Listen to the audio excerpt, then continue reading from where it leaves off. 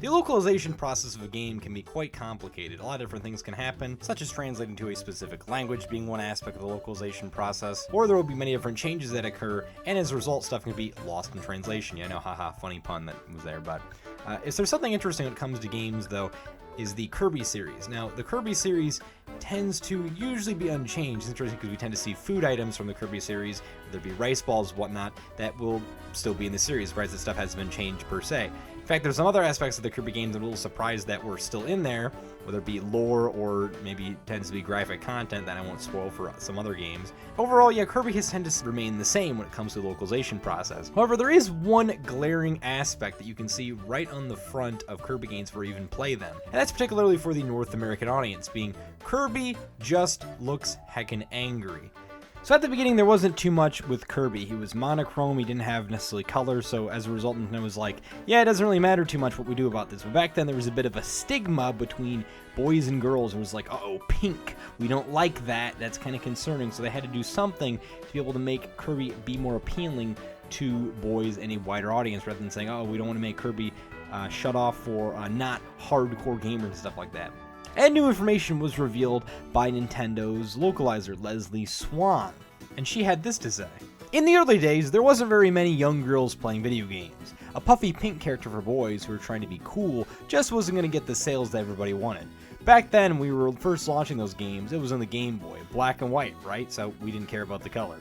And then it was like, okay, now we have this pink puffy character with all sorts of lore, so how are we going to be able to position the character to be more appealing? Yeah, Kirby, as many of you know, was monochrome, black and white back on the Game Boy. I guess you could say green if you're playing the original one, but I personally see Kirby as more so monochrome because, well, I play the Game Boy Pocket and it fits the color scheme more Kirby, but that's neither here nor there, I suppose.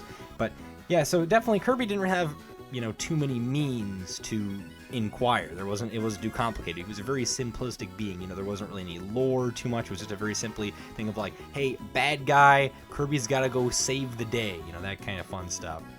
But as time went on, more lore happened, and Kirby obviously gained such as color, because originally Kirby was supposed to be pink, as what Masahiro Sakurai wanted, or Kirby was going to be yellow, as what, Miyamoto wanted, which eventually we did get a yellow Kirby Kibi, or, I'm not going to go over that whole process. Apparently a lot of people like to, tear me apart in the comment section and whatnot, but it's interesting because as time went on, the Kirby box art in North America in particular changed quite a bit. And we got to see Kirby being a lot more angry, you could say. Well, what's interesting is Kirby isn't actually angry. Kirby is actually determined. He's determined to get things done. He's determined to beat the bad guy, save the day, all that fun stuff. And of course, this was particularly changed to make Kirby appeal more towards to a wider variety of audiences. Of course, Kirby being pink might give off that stigma, according to the marketing team, that it might not appear to everyone. It might not appeal to everyone, and as a result, that's not good. We gotta make the game appeal to everyone, because Nintendo wants to try to do that. And as also stated as well, Nintendo was kind of concerned with Kirby not reaching as wide of a possible audience as possibly it can be. So Kirby being angry, as a lot of people might say, or I guess looking determined, which I personally like that determined look a lot more. Yeah, that's where the whole tough pink puff came from, so that's a bit interesting, gotta say right there. And another quote, this being from Krista, there was certainly a period of time for Nintendo, and even gaming in general, to have a bit more adult/cool factor. Having a game that was labeled kiddie was really a curse. Nintendo still needed to focus on its kid audience, but there was a shift trying to make its characters more broadly appealing to a wider audience. So yeah, not just about, in that case, also just in general with age as well. One example is the marketing for Nintendo DS games. Kirby Superstar Ultra. The marketing focused on making Kirby a more appealing character, especially for boys, so the marketing tagline was super tough pink puff. There was a conscious effort from the marketing side to make Kirby seem tougher and to focus more on the game's combat, so Kirby wasn't seen as something just for kids. It certainly was a bit of a departure from smiling happy Kirby, but it also didn't seem totally out of place since Kirby's games are very action-based. And as he's trying to save the day from all sorts of different kinds of evil means, whether it be aliens possessing people or just simply a king taking food. There's also added that Kirby's personality has been the focus in Nintendo's recent marketing approach for the series, pointing out that promotional materials from 2022's Kirby the Forgotten Land instead placed a greater emphasis on gameplay and abilities. She then also said there's been a continued push to make Kirby into a more well-rounded character. Haha, yeah, I know, we're going all without the puns throughout this. But it's true that most people still regard Kirby as cute versus tough. So yeah, as you can see with Kirby the Forgotten Land, Kirby is no longer angry. The box art is basically the same when it comes to Japan. Dare say it's really the same minus the text and whatnot. And also what's interesting as well with Kirby Return to Dreamland Deluxe, Kirby is no longer determined looking, so that's quite interesting. I don't think we can expect to see Kirby continue to have this just normal look as things go on, because, you know, Nintendo, they tend to realize as time went on that there really isn't a reason to keep this up, because the audience they've grown, it's really more so the same. And as you see with the next quote from both the translators from Nintendo that Polygon interviewed here, is that they've adapted to a very global outlook. Nintendo of America's marketing and localization team are more tightly connected to the Japanese offices, and as they say here, the audience hasn't changed at all. It was a business strategy change to have some global marketing. It's good and bad. Being global means consistent for the brand across all regions, but sometimes there is disregard for regional differences, which in my opinion can lead to really bland, safe marketing for some of Nintendo's products. Honestly, it's not the end of the world if it's bland, safe marketing, because we're going to go on a bit of a tangent here, and this is important. Tangent for Nintendo. We look at the Switch, it's all about bland safe. Yeah, I mean, literally those Joy-Cons, yeah, they are red and blue, but there's gray Joy-Cons. It gives off that Game Boy sort of look. Funny because we're talking about Kirby here and it goes full circle, but the Switch in itself is a pretty bland looking console, so it makes sense why they'd be backing up and making things less different for Kirby. No more longer that angry, as people say, or determined look for Kirby.